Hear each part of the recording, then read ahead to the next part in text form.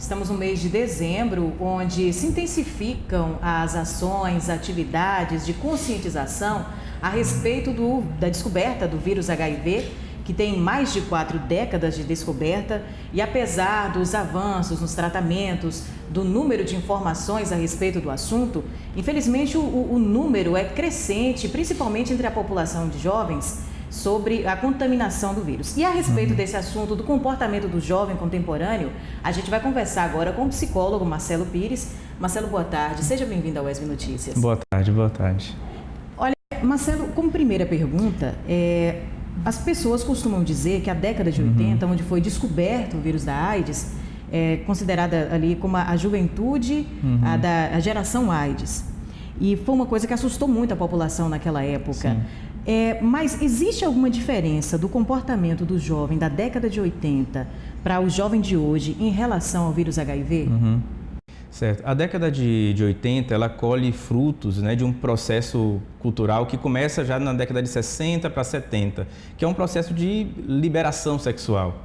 Então nós temos aí uma questão de um contato maior com a cultura norte-americana, que estava vivendo muito fortemente essa liberação sexual. Isso chega aqui. Então, a juventude da década de 70 é uma juventude muito mais livre sexualmente, que exercita a sua sexualidade com mais liberdade. E aí a década de 80, chegando com a descoberta do vírus HIV, é uma década em que a epidemia da AIDS aparece e aparece com uma cara muito forte. Lembrando que os sintomas da AIDS, que é o desenvolvimento da doença provocada, da infecção provocada pelo vírus HIV, ela pode levar até 10 anos para acontecer. E a gente não tinha, então, o conhecimento a respeito de testagem. Então, as pessoas descobriam que estavam doentes quando estavam para morrer. Então, isso foi um impacto muito grande na década de 80. A gente começou a ver nossos artistas, as pessoas conhecidas, famosas, e de repente você via ela linda e bela. No outro dia, você encontrava, o sujeito estava doente, visivelmente doente. Isso fez com que a infecção, a doença, aparecesse de uma maneira muito marcante sobre aquela juventude, e marcante afetivamente, porque todo mundo conhecia alguém, ou porque admirava como artista, ou era alguém conhecido, um familiar, que estava doente, que tinha a saúde completamente deteriorada e que dentro de pouco tempo morreria por aquilo ali. Então foi uma geração marcada por uma relação afetiva muito intensa com a AIDS, negativamente falando, a relação afetiva de muita dor.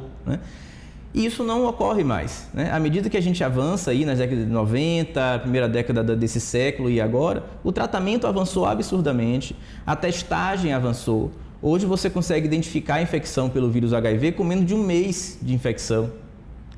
E você tratando o sujeito em seus estágios iniciais, ele muito provavelmente nunca nem conhecerá o que é a AIDS. Então as pessoas hoje conseguem viver com HIV no meio de nós, sem que sejam percebidas. Não com aquela imagem que se tinha ainda da década de 80. Esse estigma da década de 80 está presente hoje ainda. Então, a juventude atual, para tentar chegar na resposta que você me solicitou, a juventude atual não convive mais com aquele impacto afetivo forte da década de 80. A maioria das pessoas não conhece ninguém que vive com vírus, porque não está mais escrito na testa das pessoas que elas têm a infecção. Então, essa relação afetiva é muito distante. Fica uma aparência de que, não, acabou. Não, as pessoas não vão mais adoecer disso, não vão mais morrer disso. Então, tudo é muito distante. Para o jovem hoje, ele até sabe que precisa usar preservativo, até sabe que a infecção não acabou, que a epidemia não acabou. Mas essa relação de, não, eu conheço alguém que adoeceu e que morreu disso, e por isso ficar assustado, e aí na hora de uma relação sexual lembrar que tem que usar preservativo. Então, essa relação afetiva, ela se quebrou. A gente tem a informação cognitiva que não consegue se transformar em comportamento, porque ela não tem um afeto que faça essa ligação. Aproveitando então esse gancho, doutor, então acredita que o fato de, por exemplo, hoje você não conseguir identificar alguém, como usar até a expressão, a cara da AIDS, faz com que as pessoas hoje não tenham se discutido tanto a respeito do assunto, não tenham se preocupado tanto na questão da prevenção? Exato. Essa é uma conta difícil da gente conseguir fechar, porque o combate ao estigma e ao preconceito precisa que se fique claro realmente que o tratamento avançou, que tudo avançou, que não se morre mais disso como se morria na década de 80, que é possível ter uma qualidade de vida boa, que é possível ter uma expectativa de vida praticamente igual à da população em geral. Ou seja, tudo isso é ótimo, porque enfrentar o estigma, enfrentar o preconceito é fundamental também para que as pessoas se testem, para que elas consigam olhar para a doença de igual para igual e saber que tem que aceitar aquilo para conseguir tratar adequadamente. Porém, por outro lado, a gente tem esse efeito, né, que acaba dando uma contradição, que é o efeito de estar muito distante, de não se perceber mais a doença e o doente, né, como alguém evidente que me assuste. Então, afetivamente, isso cria uma dificuldade maior do jovem, principalmente, né, e a gente vê os índices abaixo dos 24 anos hoje são os que mais crescem, né? Exatamente porque esse vínculo afetivo foi quebrado. Agora, é necessário mesmo que seja quebrado, a gente não pode mais manter, e eu falo isso assim, por lidar diariamente com pessoas que vivem com HIV. O maior sofrimento hoje da pessoa que vive com HIV não é tanto mais a infecção, quanto a possibilidade de preconceito e estigma que ela enfrenta.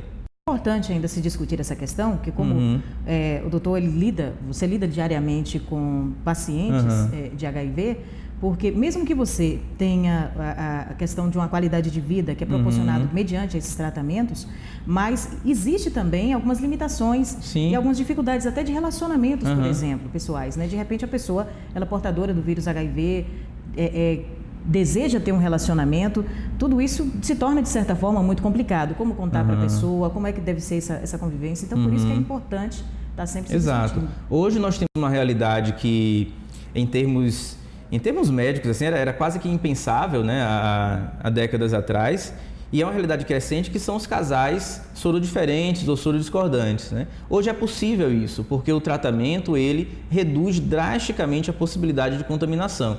Então o sujeito pode ter uma parceria que vive com HIV, né, enquanto ele convive, né, com alguém que vive com HIV, sem ter a doença.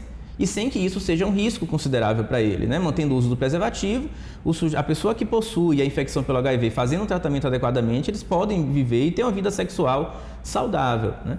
Mas a questão para quem se descobre infectado, para quem se descobre doente, é como que fica aqui, né? A ideia de que, poxa, será que alguém vai me querer? Será que um dia eu vou conseguir ter um relacionamento? Como é que eu vou fazer para contar? E se a pessoa não aceitar? Então, isso vai gerando uma angústia, né? um ciclo de ansiedade que prejudica muito a qualidade de vida da pessoa. Então, essas questões emocionais hoje têm sido centrais no problema da qualidade de vida. Inclusive, né, a infecção pelo HIV, ela afeta uma parte importante do sistema imunológico, que é um sistema que é complexo, que não depende só, né, daquilo que o HIV ataca. Doutor, muito obrigada por sua participação no UESB Notícias. Obrigado. Infelizmente, o nosso tempo é muito curto, senão a gente ficaria mais tempo discutindo sobre esse assunto. Tá bom, obrigado a vocês.